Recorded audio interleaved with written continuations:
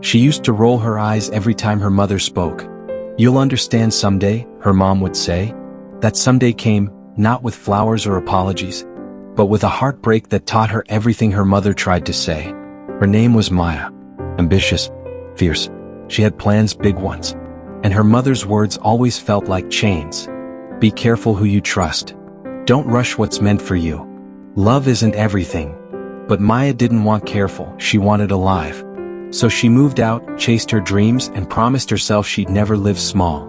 She met Daniel 2 months later, charming, confident, the kind of man who seemed like a movie. He said all the right things and she wanted to believe every one of them. Her mother saw through it immediately. "He's not bad, he's just not built for your kind of future." Maya laughed. "You just don't get it." For a while she had it all: love, laughter, adventure. Until she didn't. The calls got shorter. The arguments got louder. Then one day he simply stopped showing up. No explanation. No closure. Just gone.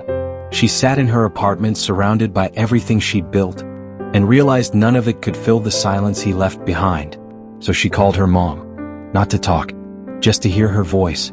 Her mother didn't say "I told you so." She said, "I was your age once too." And somehow that hurt more, and healed more, than any advice ever could. For months, Maya stayed quiet. She stopped performing strength and started rebuilding peace. She read. She walked. She cooked with her mother again. And slowly she realized what her mother meant all along. That love isn't about fireworks. It's about peace that lasts after they fade. One evening, while helping her mom in the kitchen, she caught her reflection in the window, older, calmer. Her mother smiled and said, "You've changed." Maya laughed softly. "No. I just finally listened."